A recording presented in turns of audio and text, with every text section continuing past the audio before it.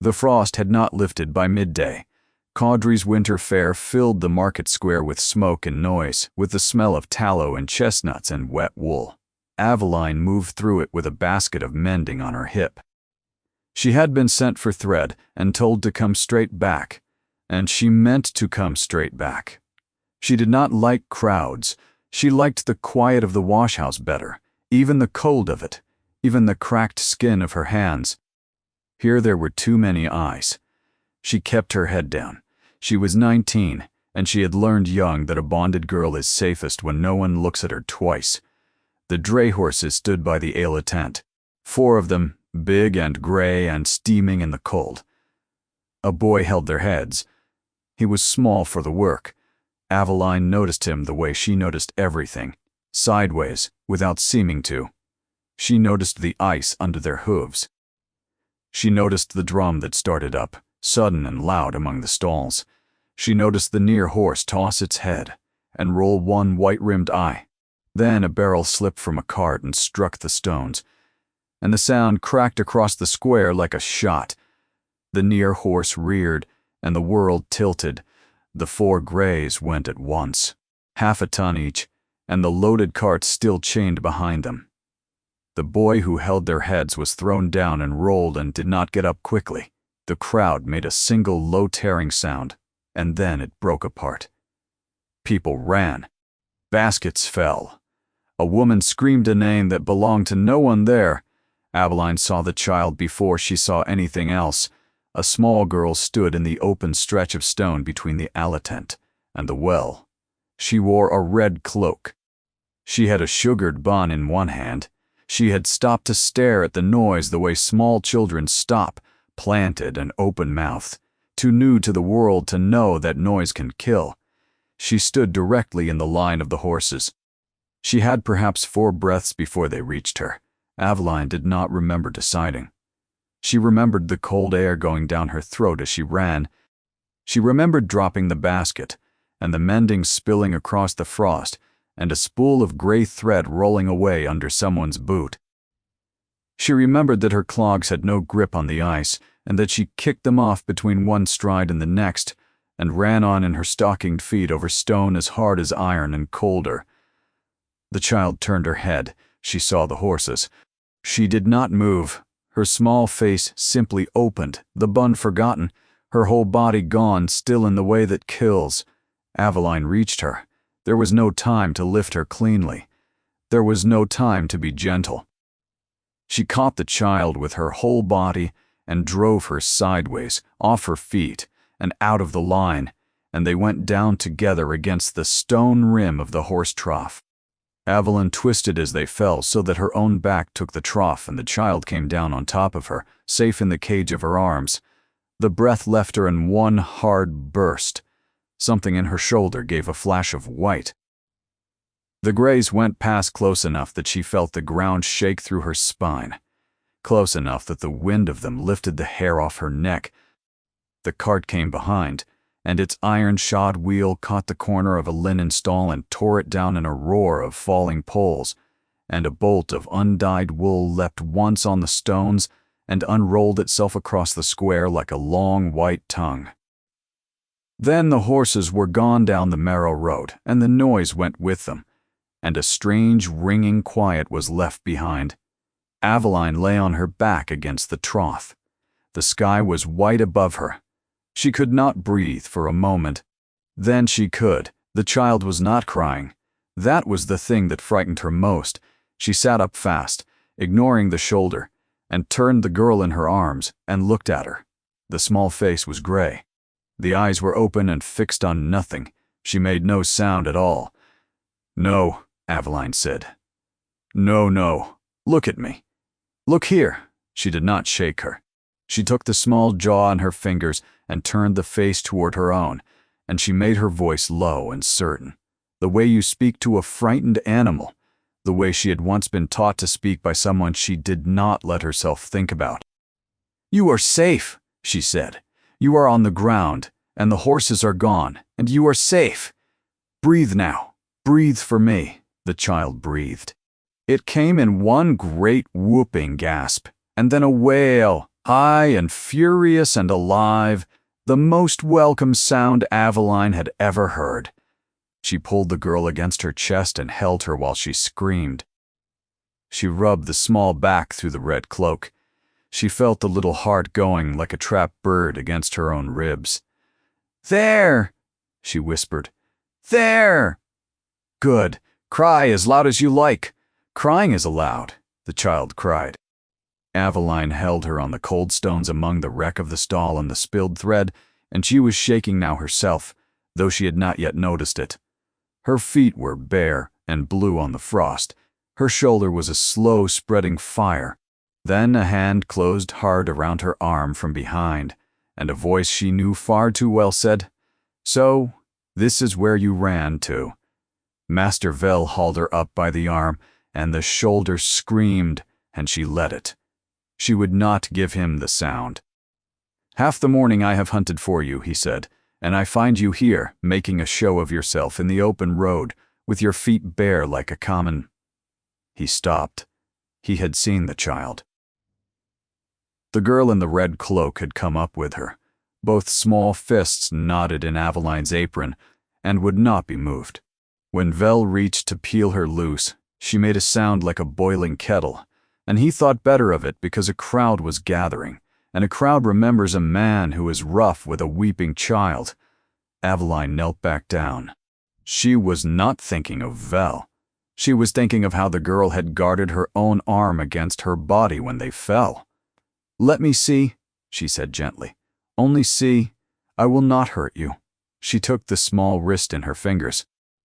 She pressed along the bone with a touch that was quick and sure and entirely wrong for a laundry-maid, though no one marked it yet but one old woman at the front of the crowd, who narrowed her eyes and tilted her head. Nothing broken. A wrenched wrist, a bruise already blooming at the elbow. Aveline drew the fur-lined edge of the cloak straight and closed the clasp that had sprung open. The clasp was silver. It was worked in the shape of a running hare, and it was worth more, she thought, than everything she herself had ever owned. "You are a very brave girl," she said. "What is your name, Elodie?" the child whispered. "Elodie." Aveline made herself smile, though it cost her. "That is a fine name. You held on so well." "You speak nice," the child said, frowning through the last of her tears. "Like Papa does." Aveline said nothing to that. She could feel Vel's eyes on the back of her neck. Then a woman came shoving through the crowd, thin and gray, a governess's chatelaine jangling at her waist, her face the color of ash. "Lady Elodie," she cried. "Oh, God be thanked!" Lady Elodie. She reached for the child, and the child turned her face away, and pressed it hard into Aveline's shoulder, and would not go. "Lady." The word moved through the crowd. Aveline heard it travel from mouth to mouth. She looked down at the silver hair and the fur and the small, clean hands, and something cold settled low in her stomach, because she had learned long ago that the notice of great people was the most dangerous thing that could befall a person like her. "Come now," the governess begged under her breath. "Your father is coming. Your father is nearly—" And then the crowd went quiet, the way a field goes quiet before weather. It parted. Aveline looked up from the cold stones with the Duke's daughter in her arms, and saw a tall man in a dark coat stop at the edge of the ring of people. He did not hurry. He looked down at her, and she did not yet know his name, but she knew the look on his face. It was the look of a man deciding something he did not mean to be talked out of. The tall man crossed the ring of people slowly. The crowd made way for him without being asked. He knelt down on the cold stones in his fine dark coat as though the cost of it meant nothing, and he looked at his daughter, and he put one gloved hand very lightly against her hair. "Elodie," he said.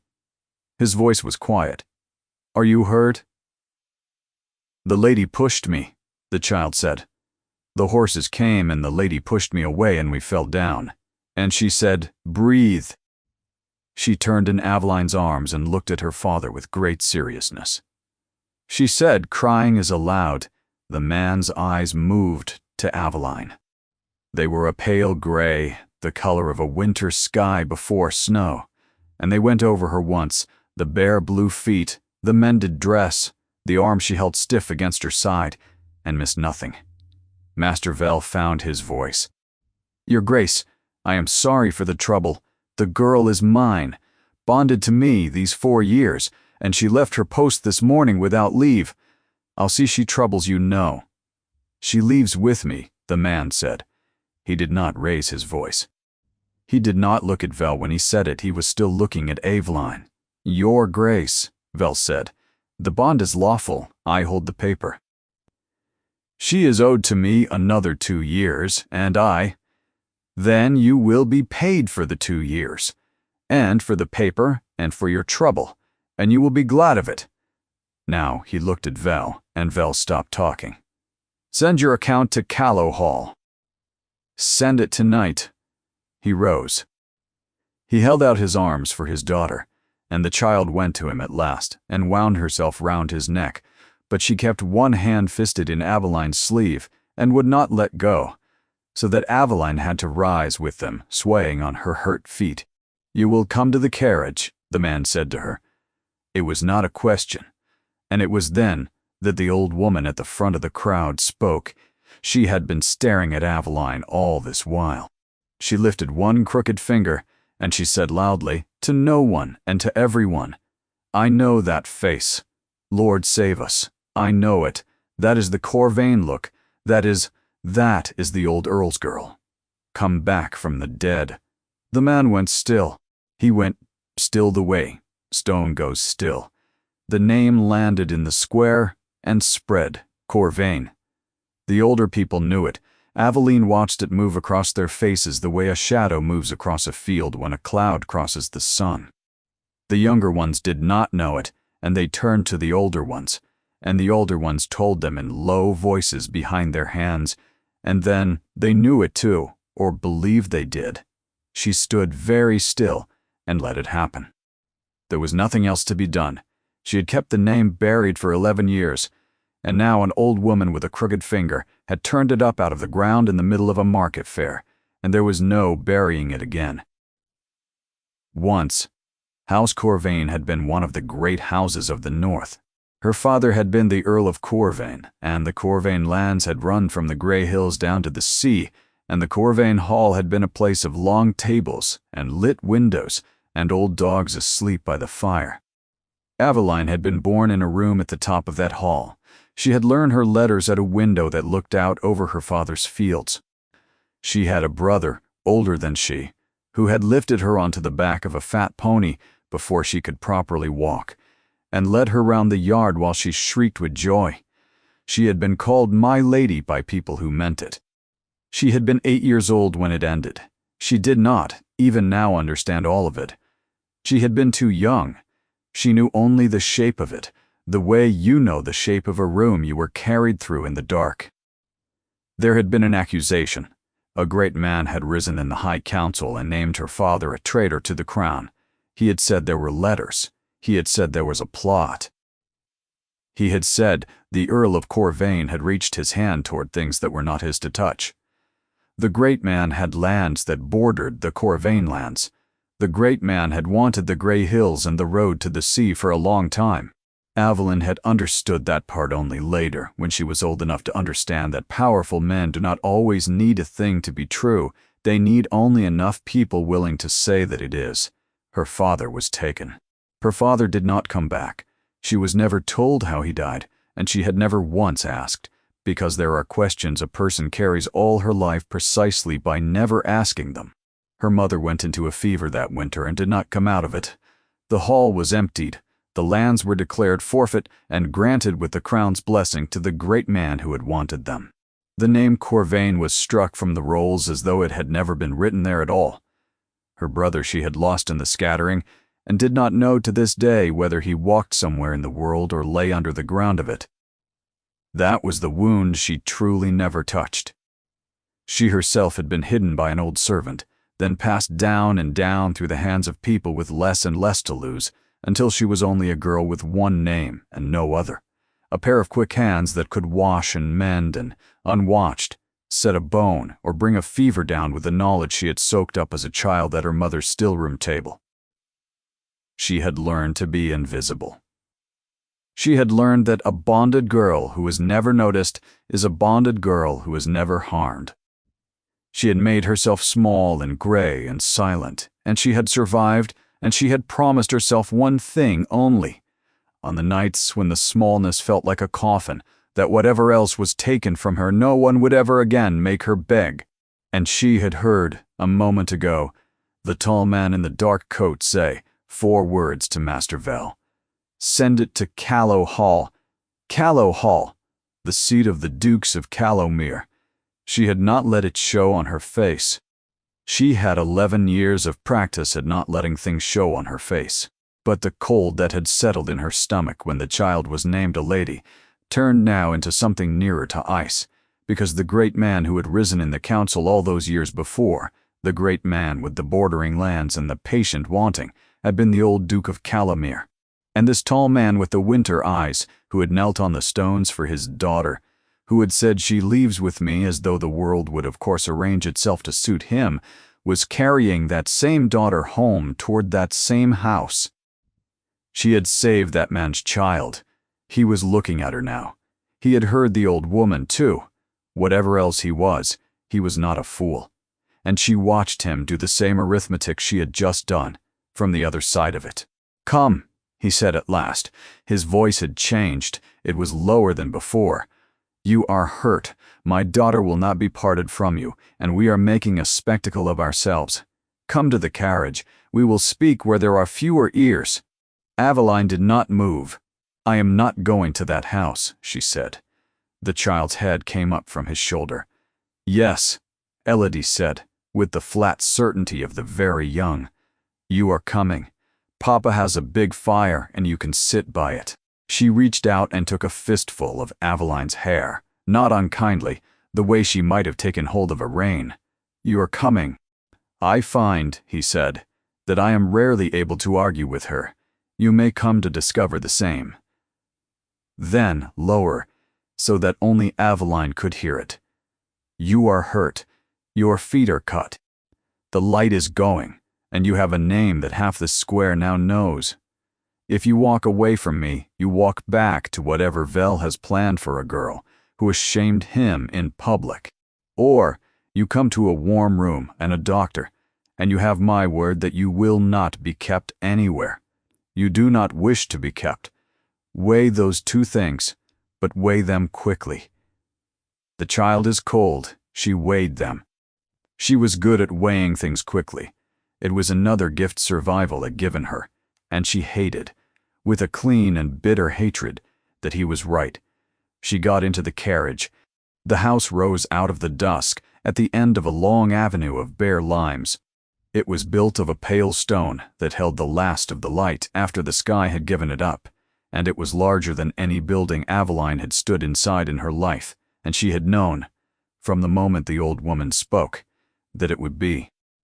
She had grown up in a hall like this one.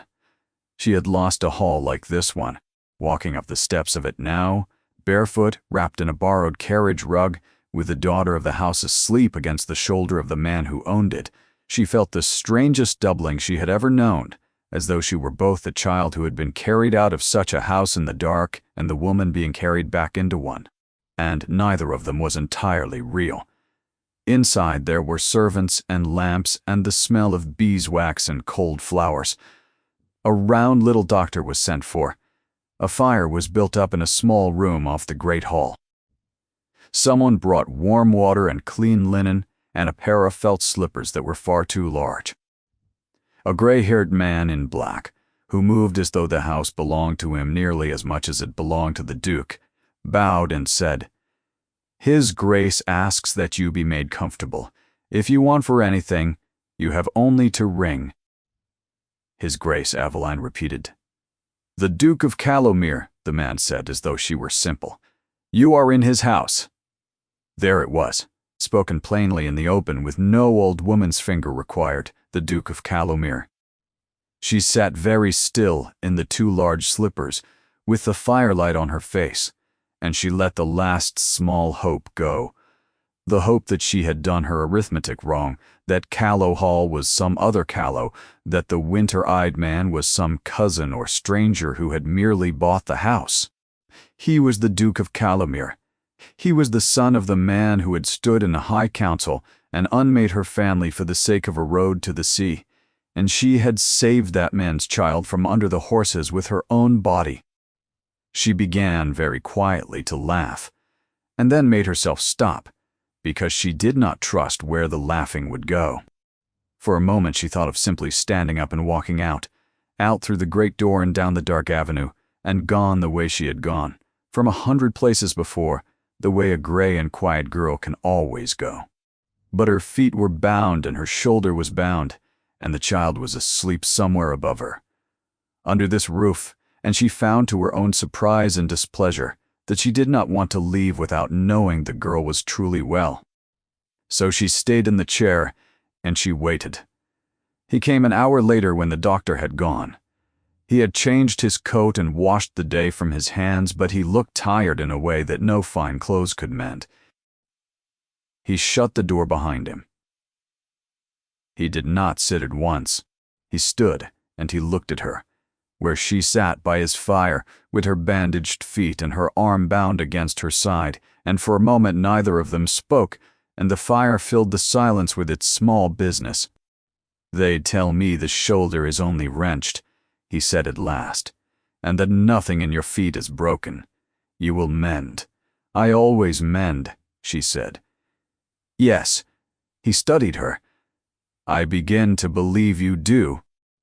He crossed to the chair opposite hers and sat, and set his elbows on his knees, and looked into the fire rather than at her, which she had not expected. "I owe you a thing I cannot put a name to," he said. "She is all I have left. Whatever you think of me, you should know that I understand exactly what you did in that square, and exactly what would have happened had you been a little slower or a little less brave. I have been sitting with that these 2 hours, and it has not become any easier to hold." "You owe me nothing," Aveline said. "A child was under the horses. I moved her. Anyone would have done the same." "No," he said. "They would not. I was there. 100 people were there. They ran the other way, every one of them, which is the sane thing to do, which is the thing I would counsel anyone I love to do. You ran at the horses. Do not tell me anyone would have. It insults us both." She had no answer ready for that, so she gave him none. He was quiet a moment. Then he said, "I do not even know your name, your given name. The whole long day has gone by, and I have not once asked it." "Aveline," she said. "Aveline." He said it the way a careful man says a word he intends to keep. Only Aveline, for 11 years. Only Aveline. It was safer to carry one name than two. I imagine it was. He looked at her, as though the single name had told him a good deal. Then he turned from the fire and looked at her directly.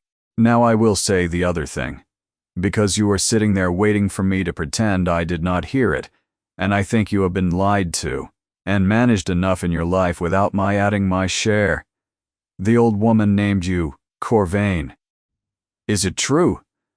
The fire cracked. A log settled. "Yes," Aveline said. "You are the daughter of the Earl of Corvain.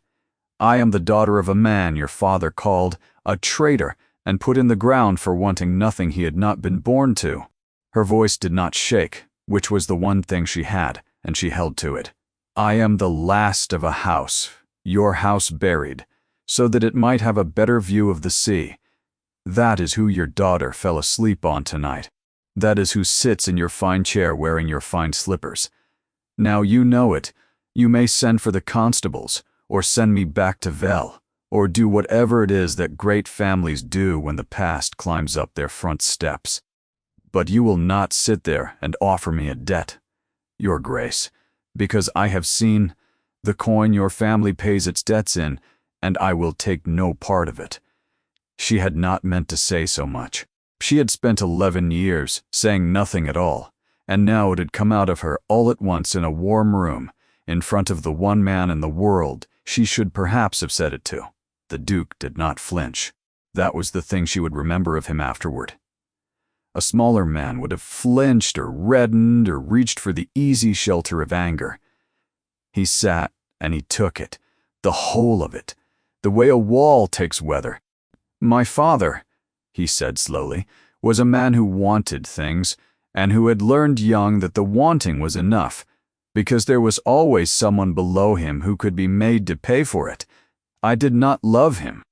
I will not stand in his house and tell you a soft story about him so that my own supper sits easier. I do not know whether the letters they showed against your father were real. I have wondered about it more than once. I was a boy, but I know what this family holds now that it did not hold before your father died, and I know the road it holds it by, and I am not coward enough to pretend I have never ridden that road and known, the whole length of it, whose it should rightly have been." Aveline stared at him. "So," he said, "you are right. I will not offer you a debt. A debt can be paid, and then the books are closed, and I find that I do not want them closed." He rose. He went to a small writing desk against the wall, unlocked it, and took out a single folded paper, and Aveline knew, before he had crossed the room again, what it was. Vel's messenger had been quick. The Duke held it a moment. Then he held it out to her. "Your bond," he said, "bought this evening. It is the only thing in this house that is truly yours to decide. Burn it in that fire, and you are free of Vel and free of me both, free to walk out of that door in the morning with the coach fare in your hand and never look at this family again. And I will count it the smallest part of what is owed and never trouble you further. Or keep it and stay, not as a bonded girl, for there are no bonded girls in my house, but as the one person my daughter has asked for by name since her mother died. That is the whole of the offer. There is nothing folded under it. I think you can tell. Now, when a thing has something folded under it," Aveline looked at the paper in his hand. 11 years of her life, creased into quarters, her one name and no other, set down in the careful hand of Vel's clerk. From the room above, faint through the old floors, came a small, fretful voice, half asleep, calling for the lady who had said the crying was allowed. The Duke did not move. He did not use the voice. He simply stood with the paper held out between them and let her hear it and let her choose. She kept the bond paper. She did not burn it, and she did not sign anything. And she did not stay as a servant or as a guest because she was neither, and both words refused to sit on her. What she did was stay for Elodie. She told herself that, and it was true, and it went on being true for a long while, even after it had stopped being the whole of the truth. She would not be idle. That was the first thing she made plain the morning after, when the doctor had gone and the Duke had ridden out to the 100 businesses of a great estate, and she found herself in a fine room with nothing to do and no one to tell her to do it, which was its own kind of terror to a woman who had been told what to do every hour of her life. So she rose, and she went looking, and she found the still room at the cold end of the house, dusty, half forgotten, the last Duchess 3 years dead, and no one since to keep it. She cleaned it. She sorted the old jars by touch and by smell, the way her mother had taught her at a table in a hall that no longer stood. She was elbow-deep in dried valerian when Mr. Doe, Fan the steward, found her in the doorway and did not quite know what to make of her. "You are not required to work, miss," he said. "I know it," she said. "I am not working. I am keeping myself from running mad in a warm room, which is a thing that has killed more idle women than fever ever did. There is a difference, though I grant you it looks much the same from a doorway." Mr. Fenn considered this. He was a careful man, gray and dry, who had served the old Duke, and had not loved the memory of him, and had never once said so aloud in his life. "The last Duchess kept that room herself," he said at last. "His Grace has not let anyone touch it these 3 years. Aveline's hands went still among the jars. "Then I will put it back as it was," she said, "and he may tell me to leave it if he wishes." The Duke did not tell her to leave it.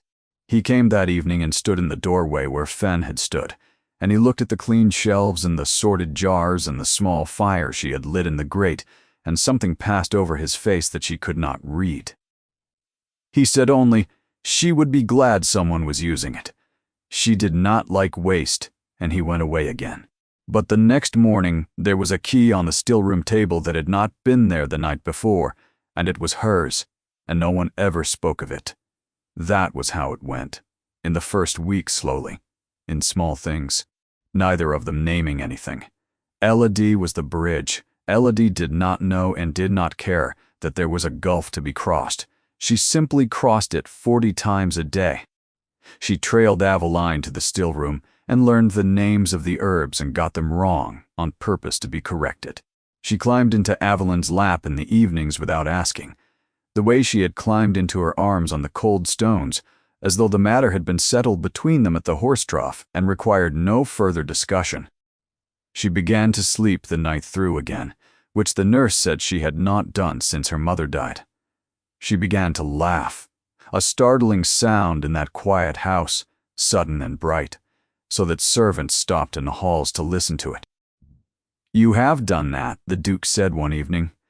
They had fallen into the habit of an hour by the fire after the child was abed. It had begun with him asking after Elodie's wrist and had somehow, without either of them arranging it, become an hour that was simply understood. She was going silent.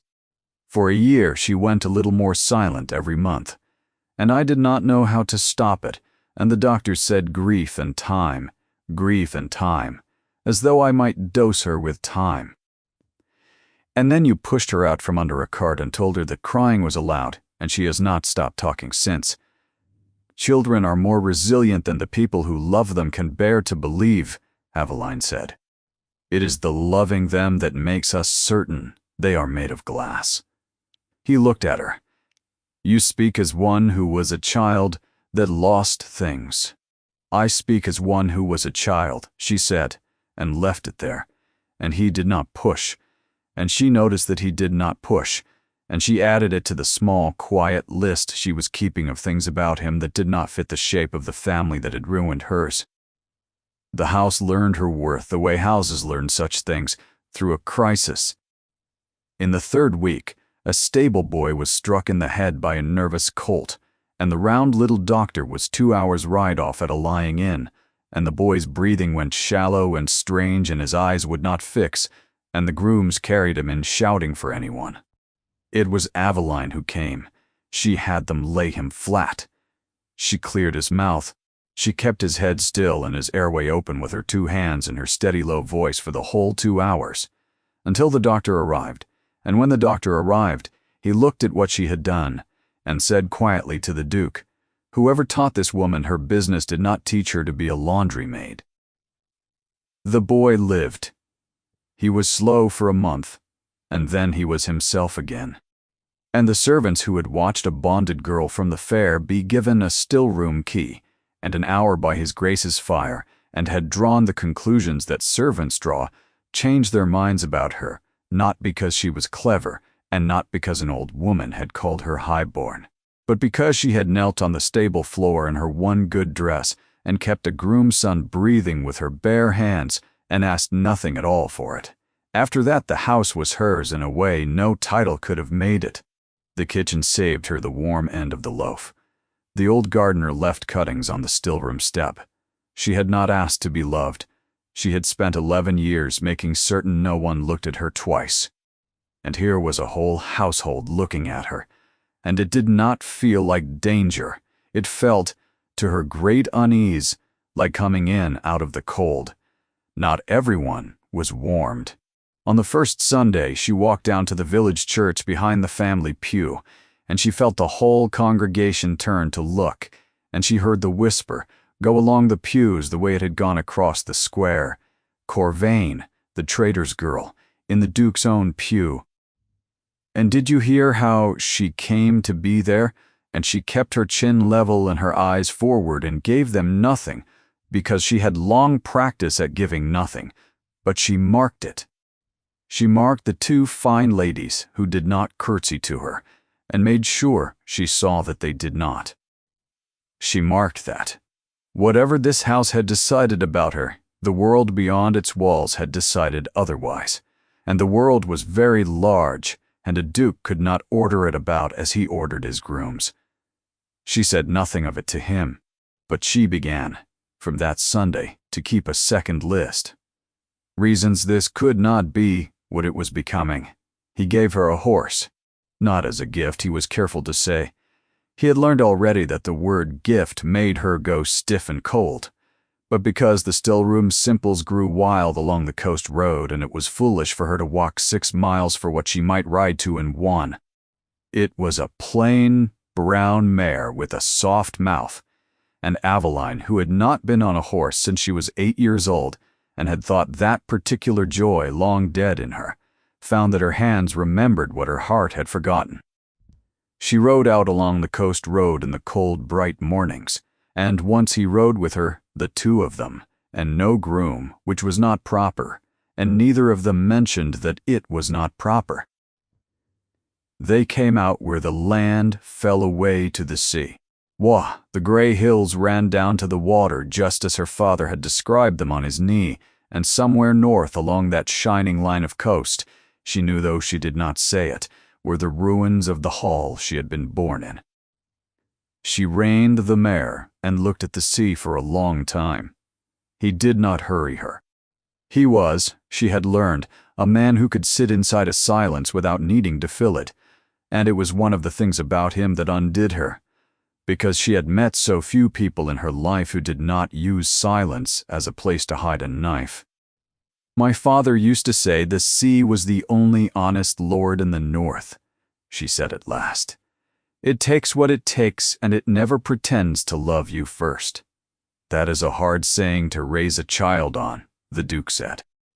He was a hard man to have been so gentle, she said, or a gentle man to have been so hard. I was too young to know which. I have had 11 years to decide, and I have not decided. She turned the mare. We should go back. The light turns quickly here. He looked at her, and there was a thing in his face that he did not say, and she saw him decide again not to say it. And she rode home ahead of him with her heart going in a way she refused, absolutely refused, to name. He told her about Aurelie on a night of hard rain. He did not mean to, she thought. It simply came, the way true things come when a fire is low and the hour is late, and there is one other person in the room who does not require you to perform. I did not choose her either, he said. You should know that. I know what you think of arrangements made between families. You have made it very plain, and you are right to think it. Aurelie and I were arranged 2 great houses, 2 sets of lawyers, a settlement, a wedding.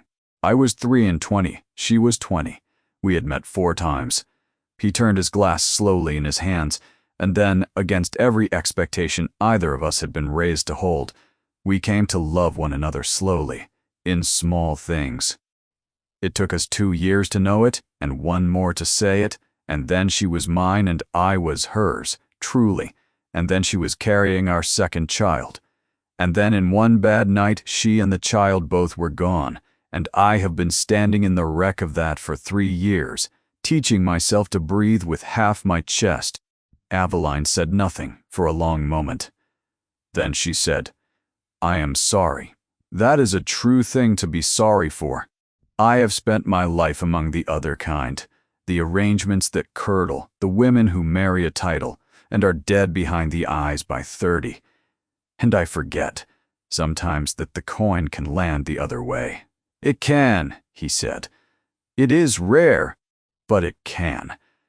He looked at her and did not say the thing that stood plainly under the words, and she was grateful for it because she was not ready to hear it, and more than that, she was not ready to know how much she wanted to.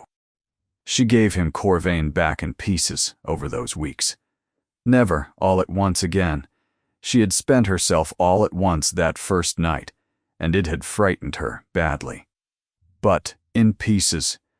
The fat pony her brother led round the yard, her mother's still-room and the green smell of it, the window where she learned her letters, the night the men came which she gave him in 3 flat sentences, and then could give no more of, and he did not ask for more. He took each piece and held it, and gave it the weight it was owed, and handed it back, and she understood slowly that he was doing for her grief exactly what she had done for his at the horse trough, and that neither of them yet had a word for the thing they were building out of two ruins. It was Mr. Fenn who let it slip, though she came to believe, later, that Fenn let very little slip that he did not intend to. She had gone to the muniment room for an old ledger of the stillroom accounts, and Fenn was there, and on the long table were papers she had no business seeing and could not help but see. Old court papers, a seal she half remembered out of a childhood she had spent 11 years refusing to remember, and a name in the Duke's own hand, written and underlined at the head of a fresh sheet, Corvain, the matter of the letters. "Mr. Fenn," she said very carefully, "what is his Grace doing?" The steward gathered the papers without hurry, but he did not gather them quite fast enough that she had not seen, and he was a truthful man where he could afford to be. "His Grace," he said, "has asked me to find some old friends of his father's, gentlemen who sat in the council in those years, gentlemen who signed things." He squared the stack and set it down. "I would not speak of it to him yet, miss, were I you. He does not know that I know what he is truly looking for. And he does not know, I think, quite what he means to do if he finds it." Aveline stood in the cold muniment room with the forgotten ledger in her hands. The Duke was pulling, quietly, in his own hand, at a thread that had been 11 years buried. He had not told her. And somewhere at the far end of that thread, she understood with a slow and certain cold, were men who had put her father in the ground once already, men who would not thank anyone, Duke or no, for asking now whether they had been right to do it. Winter softened toward spring, and the thing between them grew, and neither of them touched it. That was the shape of those weeks. A great deal held, and nothing said. She knew the sound of his boot in the passage now, and her heart moved at it. And she was furious with her heart. She knew his given name was Emmerich. She had read it once at the head of a paper and kept it since, quietly, the way she kept the bond, though she had never yet had leave to say it to his face. He had stopped, she noticed, dining at the long table in the great hall, and had taken to the small room off it, where she and Elodie ate, and no one had decided this aloud, and yet it had become the truth. He brought her things without calling them gifts, a book he thought she would argue with, a cutting of southernwood for the still room, once a pair of good boots left on the step with no word attached, because he had seen her old clogs and done the thing instead of saying it. She wore the boots, she did not thank him for them. He did not want to be thanked. Thanks, she had learned, embarrassed him more than blame ever could. But she kept her second list, and she read it to herself on the nights the first list grew too loud. He was a duke, and she was a bonded girl. The law still counted his property. She was the daughter of a house his house had destroyed, and the world beyond his gates had not forgotten it, and never would. A world very large, and one that could not be scolded into kindness. He had loved his Aurelie, chosen at last out of an arrangement, and lost her. And a man does not go looking twice for lightning. And under all of it, cold and unmoving, he was digging up her father's grave, gently and in secret. And she did not know yet whether what he unearthed would set her free or bury them both. "You are far away tonight," he said. The fire was low. Elodie was long asleep. "I am thinking," she said, "that I do not know what I am. In this house, I am not a servant. I am not a guest. I am not kin. There is no word for what I am, and a person without a word is a person the world will make up its own word for, and I have been called enough names in my life to fear the ones I cannot choose." He was quiet a while. "There is a word," he said at last, and she saw that he had gone somewhere in himself that cost him. "But I gave my father's memory reason enough to be ashamed of me without adding to it the sin of asking a woman a great question while she still wears the bond I bought her by.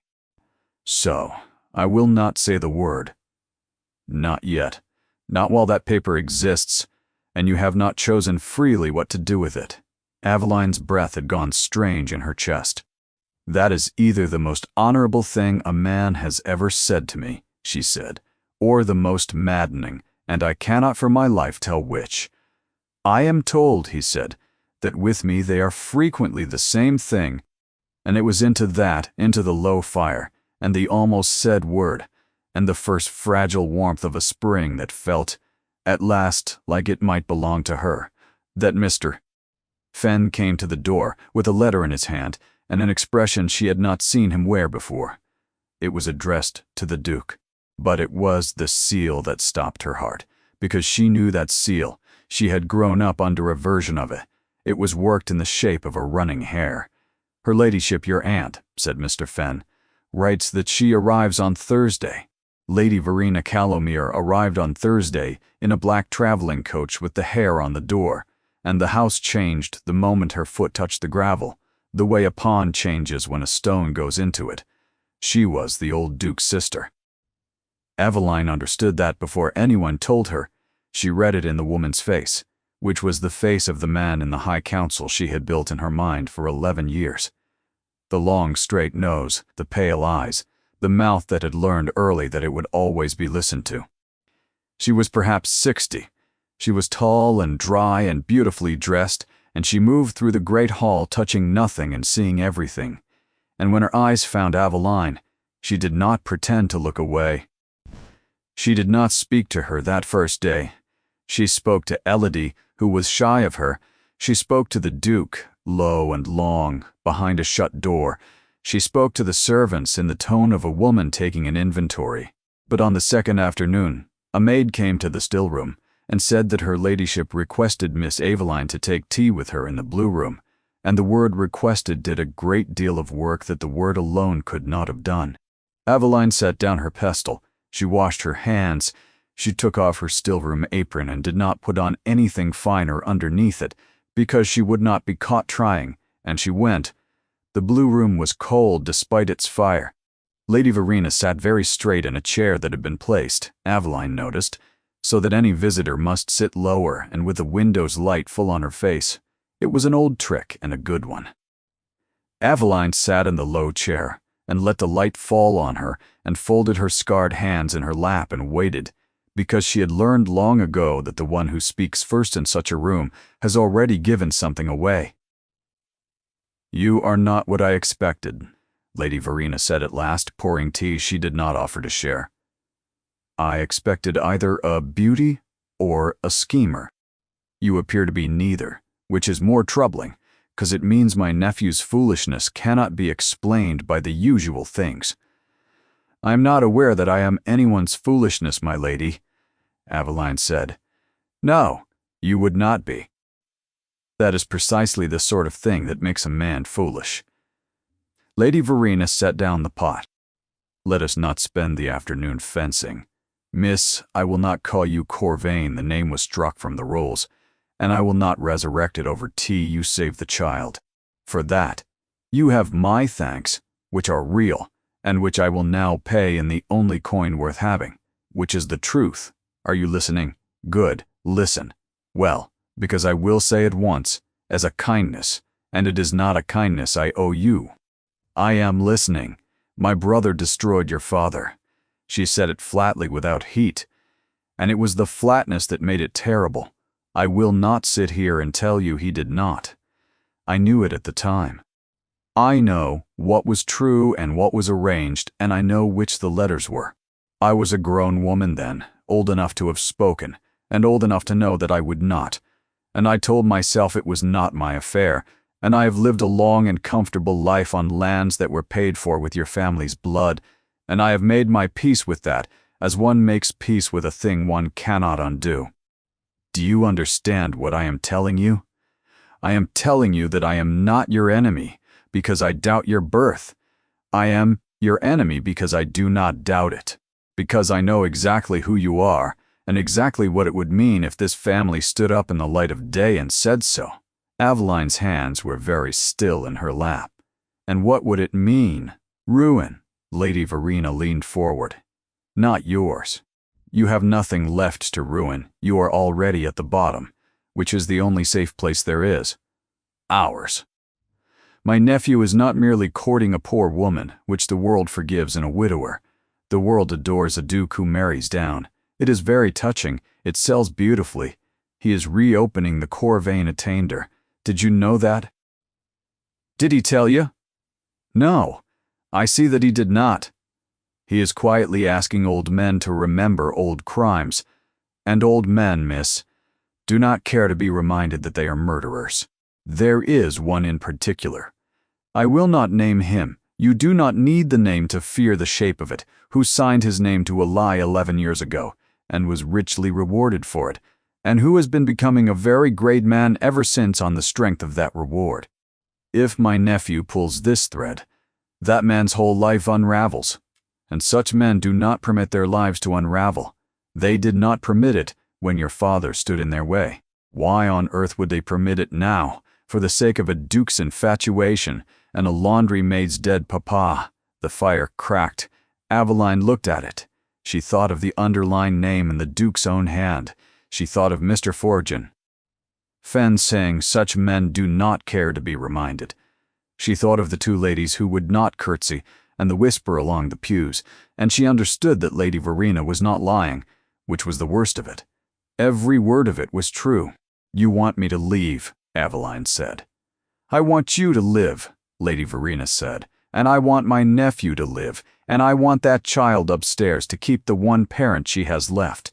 If you stay, he will not stop. He is stopping for you. Every foolish, honorable thing he does now, he does for you. If you go, he has no reason to dig, and the old men keep their secrets, and everyone goes on breathing. It is very simple.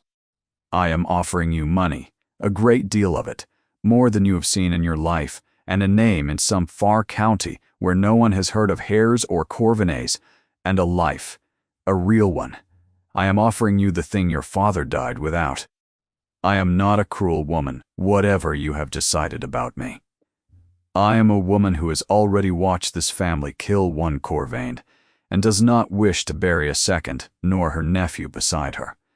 Aveline was quiet for a long time. Lady Verena, to her credit, let her be quiet, and did not fill it. May I ask you one thing, my Lady Aveline said at last in return. You may. In 11 years of making your peace with it, did you ever once, on any night, wish you had said aloud at the time the thing you have just said to me so easily over tea? Lady Verena's face did not change, but her hand, on the arm of her chair, went white at the knuckle, and stayed white, and did not move. That, she said, is not your concern. No, Aveline agreed gently, it is not. And what your nephew chooses to dig up, and whether I stay to see him do it, is not yours. But I will tell you what I have decided, my lady, since you have been so honest with me, and you may do with it as you please. She stood. Pay. She did not raise her voice. I hear every word you have said. I believe all of it. I know what your family is, better than you do, because I have paid its bill. That. But I will not be moved out of a man's life by his own aunt, as though I were a chair placed inconveniently in a doorway. If he asks me to go, I will go. If the danger you speak of comes, I will face it, as my father did, though I hope to face it with better luck. But I will not take your money, and I will not slip away in the night to make your accounts sit easier, because I did that once already my whole childhood long, and I am done being the Corvain who disappears quietly so that greater people may sleep. Thank you for the tea. You did not offer me any, but I thank you for the thought of it. She walked out of the blue room. Her legs were shaking. She did not let it show.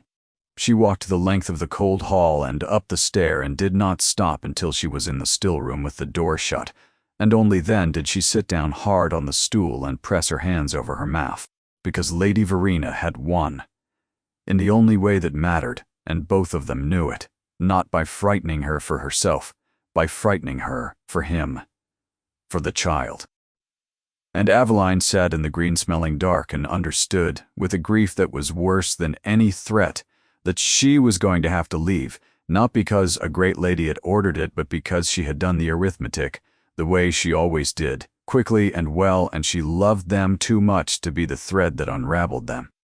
She left at dawn on the third day, before the house was up. She did not take the money which Lady Verena had left in a purse on the still room step, as though she had known. She left it there. She took the plain brown mare because she meant to send it back from Caudry, and could not walk the distance with her bundle, and she told herself that was the only reason. She took the bond paper because it was hers, the one thing in that house that had ever truly been hers to decide, and she found she could not leave it behind to be tidied away by servants. She left the good boots.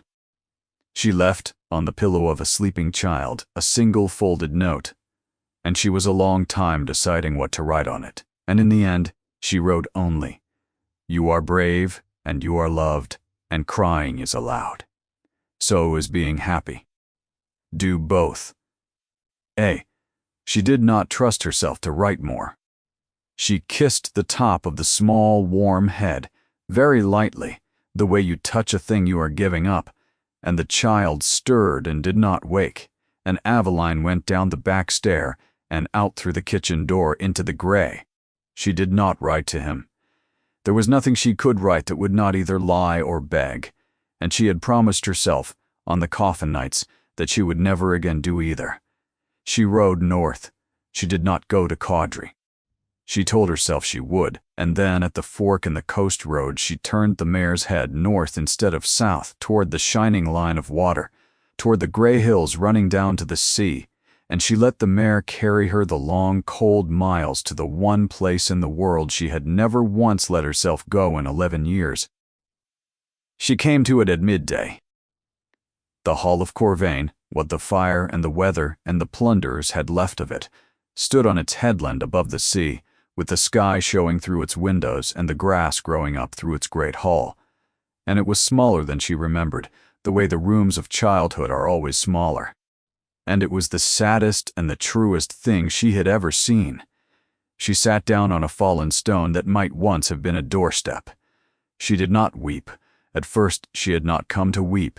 She had come, she thought, to be among the only people who had ever known her whole name, even if they were only stones now, even if they could not know her back. She thought about how strange a life was.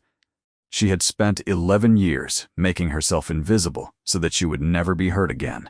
And then a colt had bolted, and she had thrown her whole gray, careful body into the light to save a child she did not know. And the light had led her by a road no one could have drawn in advance, straight back to the one house she had been running from. To a man who was the son of her enemy and was, God help her, the finest person she had ever known. To a small girl who slept the night through now and would wake this morning to a folded note and an empty chair. She had done the right thing. She was almost sure of it. She had refused to be a great lady's tidy solution, and then walked away herself so that no one she loved would bleed for her name, and both were right, and doing both had cost her everything, and she sat on the cold doorstep of her dead house and could not understand how a person could do two right things and end with nothing at all in her hands. The sea took what it took. It did not pretend to love you first. She sat there a long time. The light began to turn, the way it turned so quickly on that coast. And she was thinking that she must rise soon and find shelter and begin the rest of her life, when she heard, carried up the headland on the wind, the sound of a single horse coming hard along the coast road, and she got to her feet among the ruins of her father's hall and turned and did not yet let herself believe it. It was the gray. She knew the horse before she knew the man. The tall gray he rode when he rode far and fast, and it was lathered and blowing now, and he brought it up the headland and swung down before it had fully stopped. And he stood at the broken gate of Corvain Hall with his hair wild from the ride and his coat wrong buttoned, and his face, his still winter face that she had watched hold steady through every hard thing undone. "Or, you did not write," he said. "It came out rough. You left my daughter a note and you did not leave me one word. I have been on this road since I read it. Fen guessed you would come here. I did not believe him. I did not want to believe you would sit alone in this cold place and think that I would let you." "How did you know I had gone?" she said. "Because it was easier than the other things." because a purse of my aunt's money was sitting on the still-room step untouched, and my aunt was at breakfast looking like a woman who had gambled and could not yet tell if she had won. His jaw worked. I know what she said to you. She told me herself this morning when she saw my face. She is not ashamed of it. She thinks she has saved us all. She has, Aveline said. She was right, Emmerich. Every word. The danger is real. You are pulling a thread that will bring down men who have killed for less, and you are doing it for me. And if you stop, everyone, She caught herself. Everyone is safe. That is worth more than my name. My name is only Stones. Look at it. That is all a name is. In the end, stones and grass and the sky coming through the windows. He came toward her through the long grass and the fallen doorway, and he stopped 1 pace away, the way he always stopped 1 pace away, and this time it nearly broke her. Listen to me, he said, because I have ridden 30 miles to say it, and I will only manage it once. I am not pulling that thread for you. I began it for you. That is true, in the first weeks when I told myself it was a debt, but I finished it last night.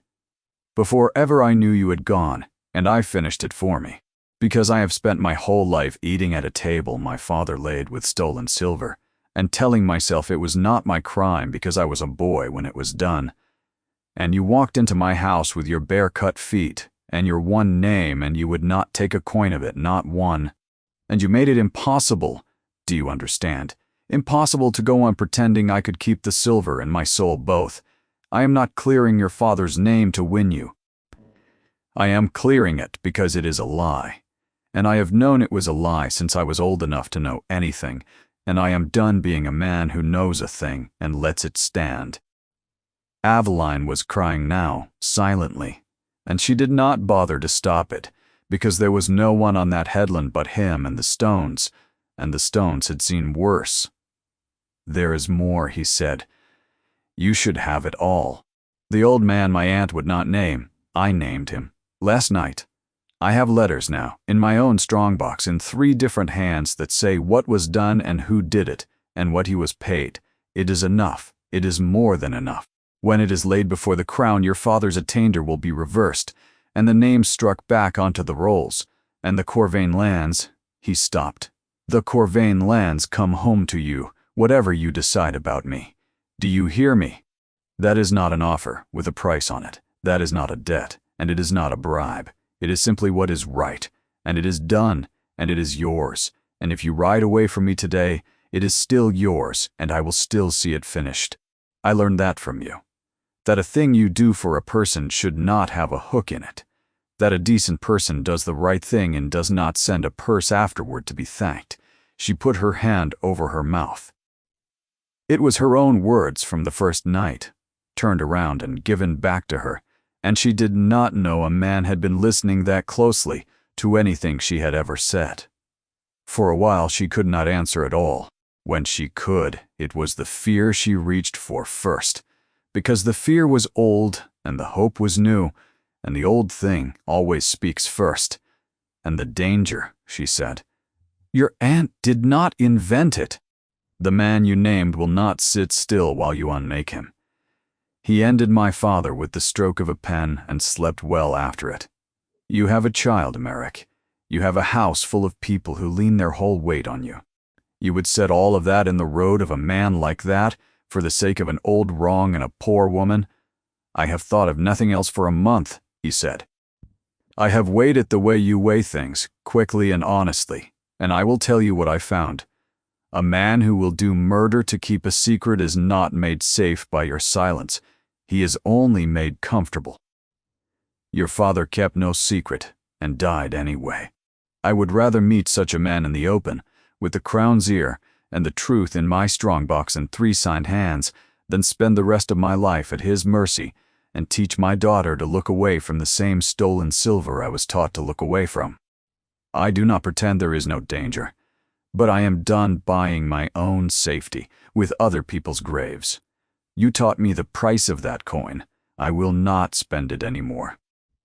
So, he said, and his voice changed, gentled, and he looked suddenly very tired and very young.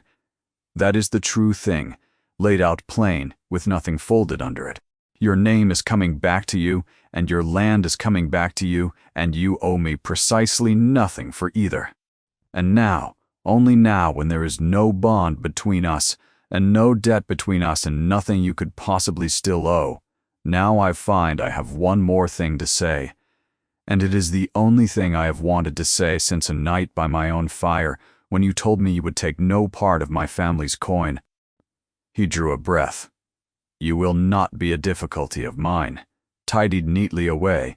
You will not be a mother bought for my child, though God knows she has chosen you and would keep you. You will not be a debt paid or a conscience eased. You will be, if you will have me only and entirely, the woman I have loved since I do not know when, since before I would let myself know it. And I am asking you now, as a man and not as a duke, with my house's crimes laid open behind me, and your house's name coming home before you, freely, both of us free. Will you marry me, Aveline of Corvain?" The wind moved in the grass, the sea went on below them, taking what it took. She looked at him, at the wild hair, and the wrong-buttoned coat, and the winter eyes that were not cold at all, had never once been cold with her, and she thought of a great many things in a very short time. She thought of the Coffinites and the promise she had made never to beg. She thought that he had contrived somehow a world in which she would never have to. She thought of her father, and her mother's still-room, and a fat pony, and a brother lost in the scattering. She thought of the two right things she had done that had left her with nothing in her hands. And she understood, standing in the ruin of the only place that had ever known her whole name, that a third thing was being offered her now, and that this one she was allowed to keep. "Jay, you have made a great error, your grace," she said, and her voice shook, and she let it shake for the first time in 11 years. "You have given me back my name and my land and asked for nothing, and now you leave yourself no way to bind me but the one that was never for sale in the first place." "Yes," he said. "I noticed that. I did it on purpose." "Yes," she said. "Then yes, yes." "I will." He crossed the last pace between them. He did not sweep her up, and he did not seize her. He had never once, in all her knowing of him, reached for the large gesture when a smaller one would carry more. He took her cold right hand, and turned it over and looked a moment at the scarred working palm of it, as though it were the most valuable thing he had ever been handed. Then he folded her fingers, closed, and pressed her hand flat to his chest, over the hard, quick knocking of his heart, and held it there beneath his own, and let her feel that it was not steady either, that the winter-faced man who missed nothing and showed nothing was shaking now quietly, under her palm, for her. "There is a child at home," he said at last against her hair, "who left you a note under her own door this morning before I could stop her, in case Fen was right and I found you. She made me swear to carry it. I have it here."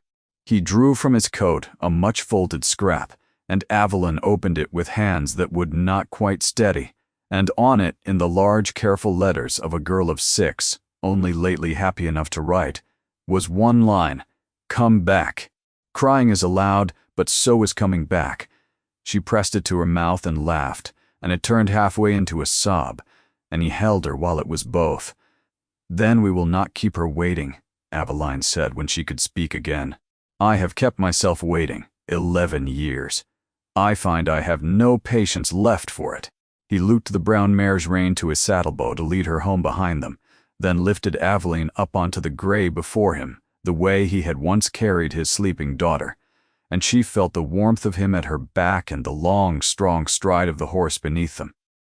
And they went down off the headland together as the last of the light left the water.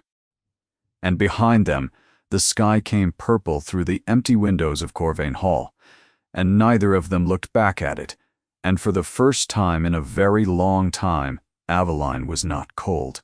They were married in the early summer, in the small church at Caudry, where the whole village had once turned to whisper her name, and the whole village turned again, and this time it was not whispering.